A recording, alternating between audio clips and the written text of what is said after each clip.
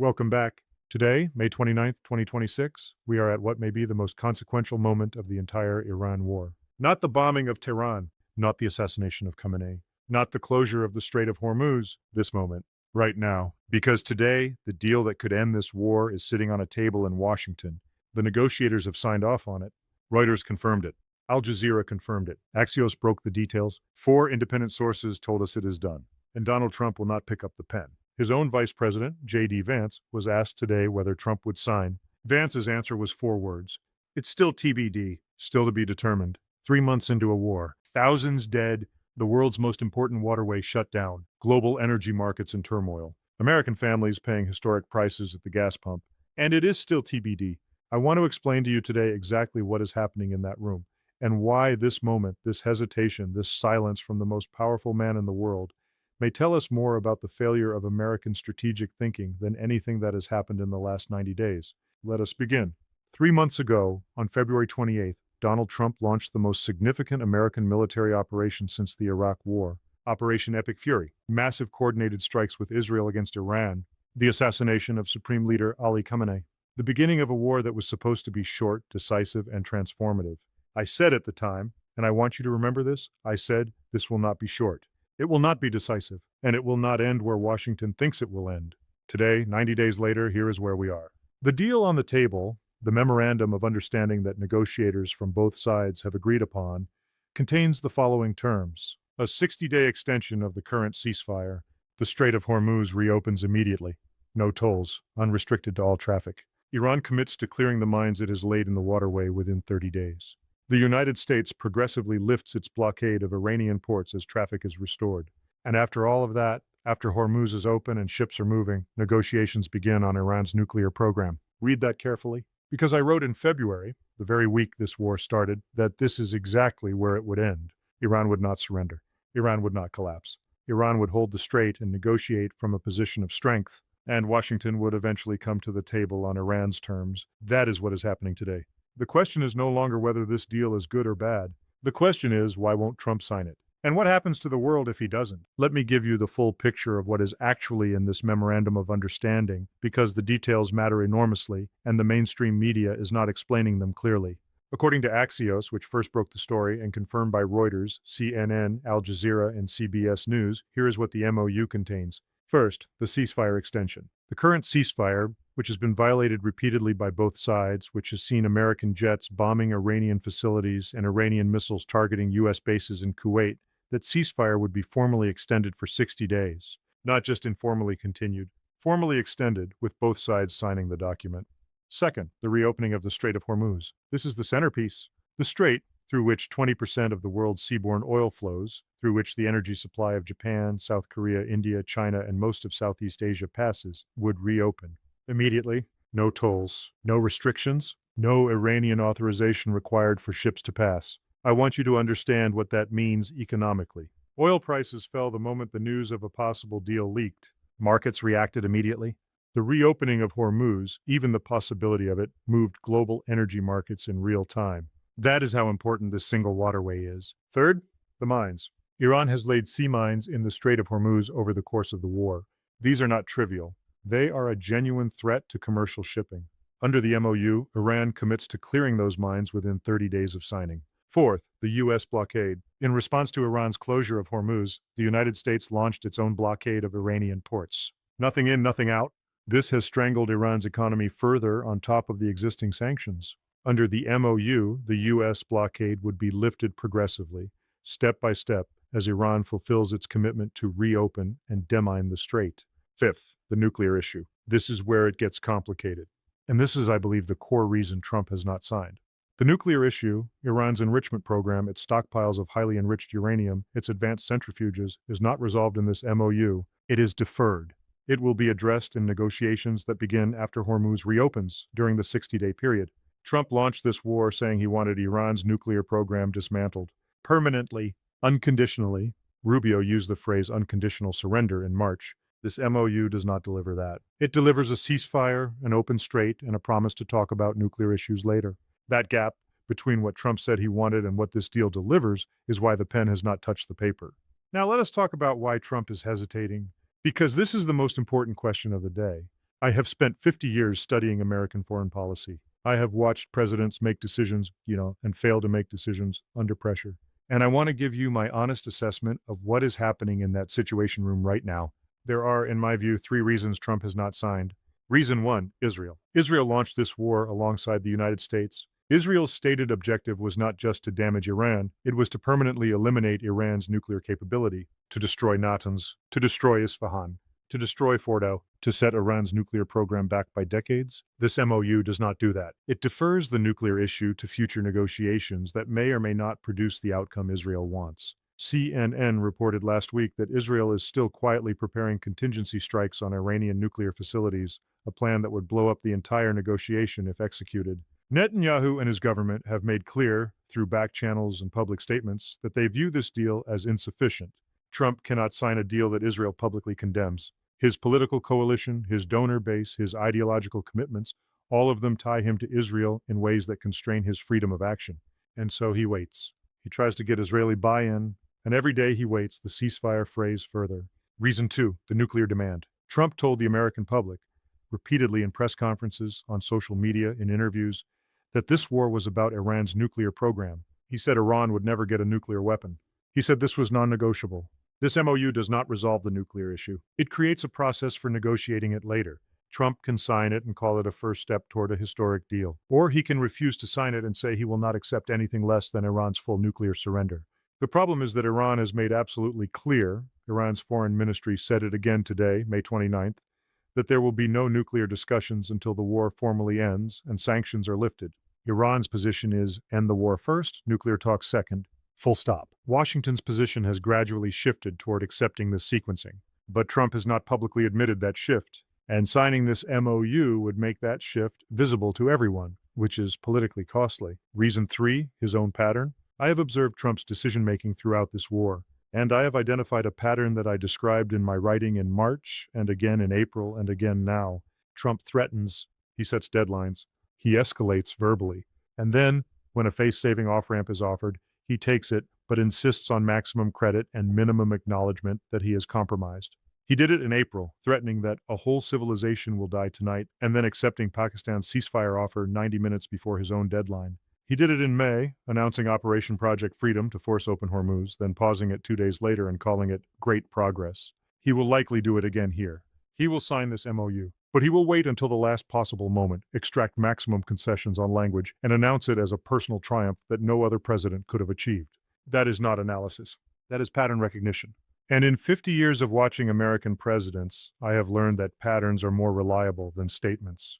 While diplomats argue over language in air-conditioned rooms, I want to tell you what is happening in the actual waters of the Strait of Hormuz today. Because the gap between the diplomatic picture and the ground reality is, once again, extraordinary. Yesterday, May 28th, U.S. Central Command confirmed that American forces shot down 5 Iranian attack drones and struck a ground control station in the port city of Bandar Abbas, the IRGC's primary naval headquarters at the entrance to the strait. The U.S. called it a defensive strike.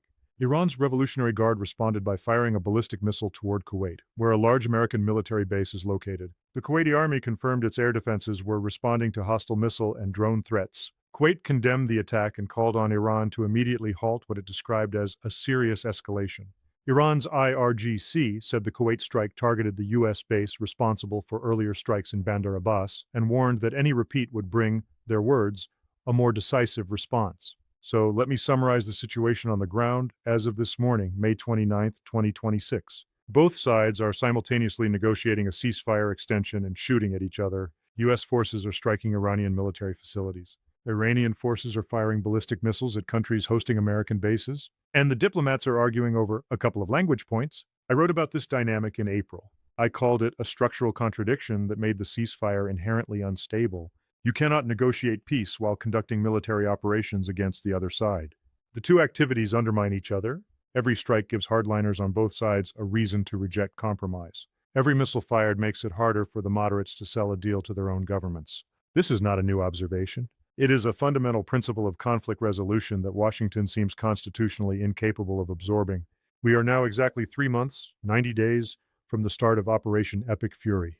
I think it is worth stepping back from the immediate drama of today's unsigned deal and asking a harder question. What has this war actually achieved? I am going to go through this carefully. because I think Americans and the world deserve an honest accounting. Military objectives, partially achieved. Iran's conventional military was significantly degraded. Its air defenses were largely destroyed in the first 2 weeks of the war. Many of its ballistic missile launchers were damaged or destroyed. Its naval surface fleet was effectively eliminated. Its supreme leader was killed, creating a leadership transition that is still not fully stable. These are real military achievements. I will not pretend otherwise. But Iran's core military capability, its ballistic missile arsenal, its drone production capacity, its ability to threaten shipping in the Gulf, remains intact. As we saw yesterday, Iran can still fire ballistic missiles at Kuwait. Iran's small boat fleet in the Strait is still operational. Iran's ability to threaten commercial shipping has not been eliminated. Nuclear objectives, not achieved. The nuclear program was not dismantled. Natanz, Isfahan, and Fordow were struck, but Iran dispersed key equipment and personnel in the weeks before the war. As I noted in my February analysis, Iran had been preparing for exactly this scenario for years. The MOU currently on the table does not address the nuclear program directly. It creates a process for future negotiations. Whether those negotiations will produce meaningful nuclear constraints remains entirely unclear. Strategic objectives, counterproductive. Washington's broader strategic goal to demonstrate American military dominance in the Middle East, to deter future Iranian adventurism, and to signal to Russia and China that the United States remains the unchallenged global hegemon, has not been achieved. In fact, I would argue the opposite has happened. The Strait of Hormuz has been closed for 3 months. America needed Pakistan and Oman to broker its ceasefire. America's NATO allies refused to send warships to help. The deal currently being negotiated gives Iran essentially what it demanded before the war started. That is not a demonstration of dominance. That is a demonstration of the limits of military power when applied without strategic clarity. Human costs, enormous. The human costs of this war are ones that will not be fully calculated for years. But the numbers we have are already staggering. Thousands dead on the Iranian side, civilians, military personnel, government officials. An unknown but significant number of Lebanese civilians killed in Israeli strikes on Hezbollah. American and allied military personnel killed in Iranian missile strikes on regional bases. Gulf state civilians killed in Iranian drone attacks. 1,500 ships still stranded in the Gulf. Their crews, Filipino, Indian, Indonesian, Ukrainian, Egyptian sailors who had nothing to do with this war, have been trapped for months. American gas prices are at historically high levels. Food prices have risen because fertilizer, which passes through Hormuz, has been disrupted. The IMF has warned that this conflict is pushing the global economy toward its worst scenario. This is the balance sheet. This is what 90 days of war has produced. Was it worth it? That is the question I asked in my February analysis, and it is the question I am asking again today. Now let us talk about Iran, because understanding Tehran's position is essential to understanding why this deal has not been signed. Iran's foreign ministry said something very significant today.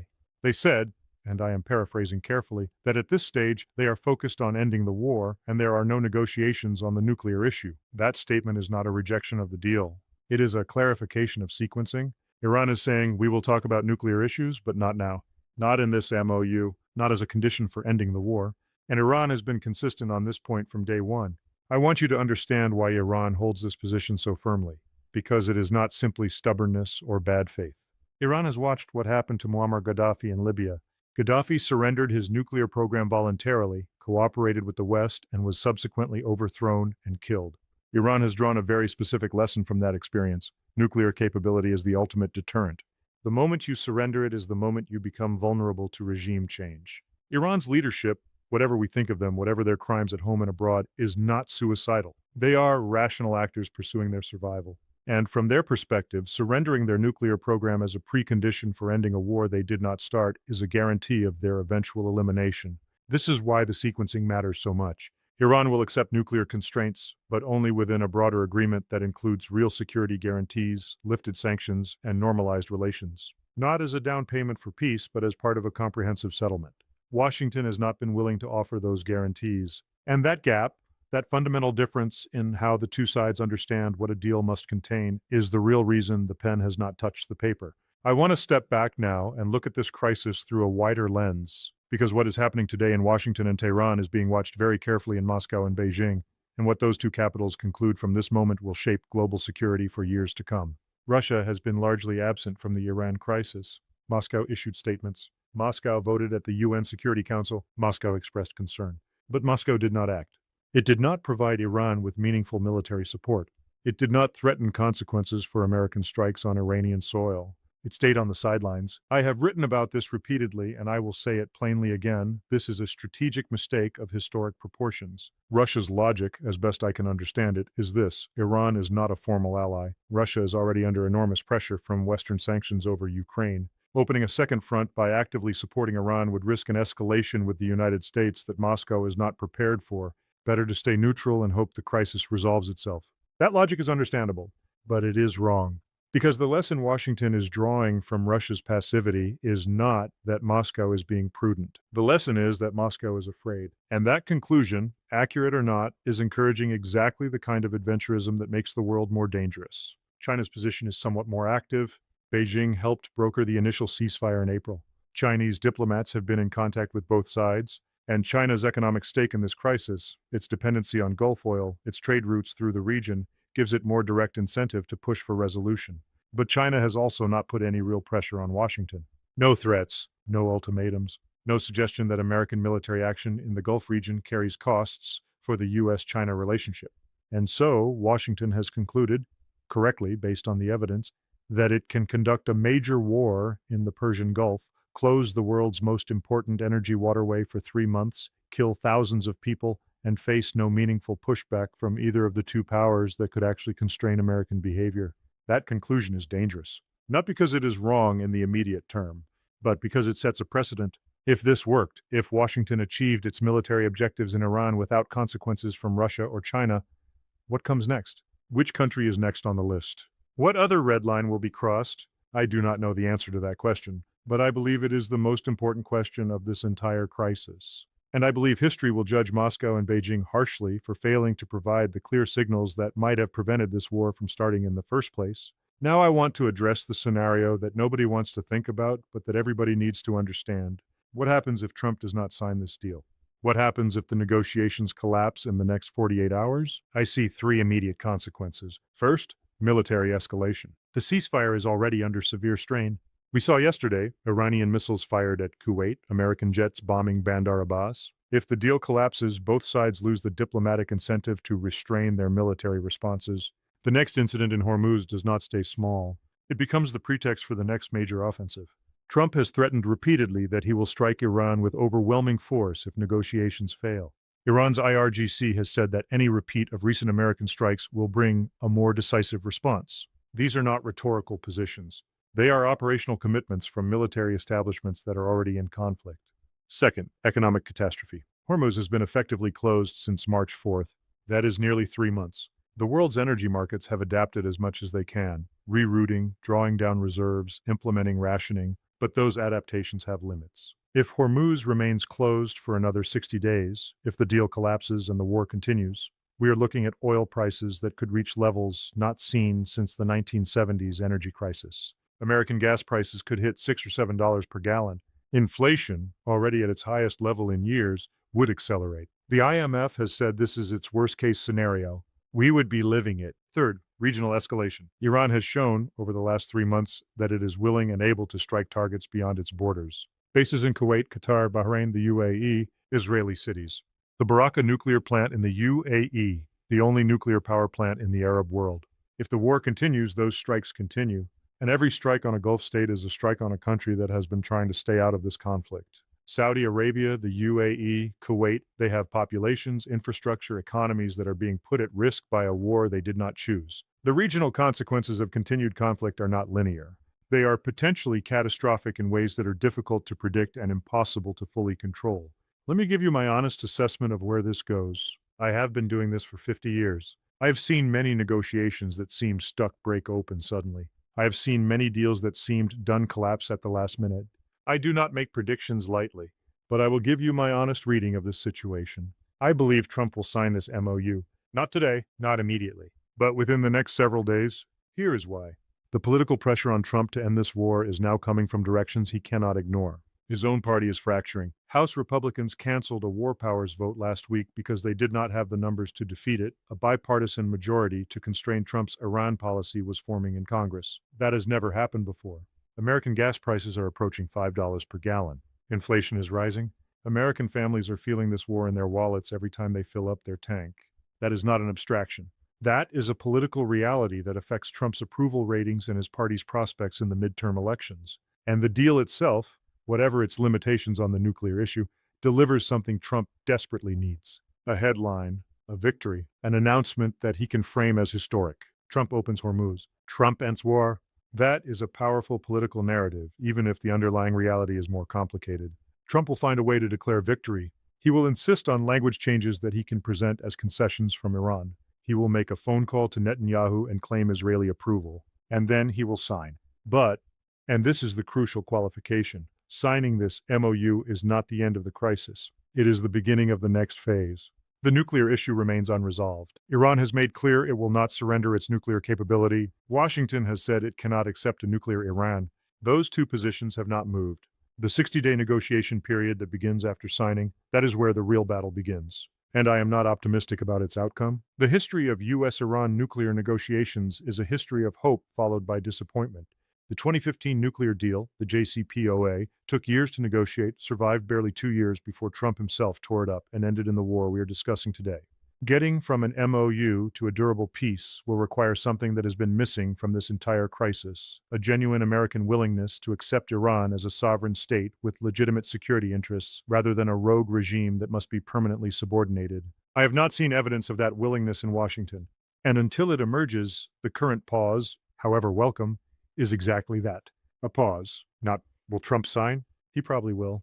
Not, will Hormuz reopen? Likely in some form. Not even, will there be a nuclear deal? Possibly eventually on terms we cannot yet predict. The question I want to ask, the question that I have been asking in my writing since February 28th, is this. Was any of this necessary? Before the first bomb fell on Iran, there were negotiations. There was a diplomatic process. There were channels through Oman, through Pakistan, through back-channel intermediaries, where American and Iranian officials were in contact. Those negotiations were not producing the results Washington wanted. Iran was not surrendering its nuclear program. Iran was not dismantling its proxy network. Iran was not becoming the compliant, denuclearized state that Washington envisioned. But the question is, would a continued diplomatic approach have produced a better outcome than 3 months of war, thousands of deaths, and a closed Strait of Hormuz, only to arrive at a deal that gives Iran essentially what it was offering before the war started? I think the honest answer is possibly yes. I'm not certain. War is always contingent, and counterfactuals are always speculative.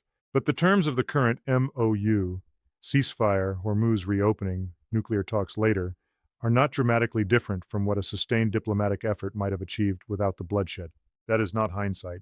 I wrote in January, before the war started, that military action against Iran would not produce quick victory, that Iran would hold Hormuz as leverage, that Washington would eventually need to negotiate on Iran's terms, that the costs, human, economic, strategic, would far exceed what was being acknowledged. I was not alone in this assessment. Many serious analysts said the same thing. We were not listened to. I am saying it again now, not with satisfaction, never with satisfaction, but with the hope that someone, somewhere, in Washington or Tel Aviv or anywhere else where decisions about war and peace are made, will pause before the next operation, before the next set of bombs is loaded, before the next 60 days to victory, and ask the question, is this necessary? And what happens if it isn't?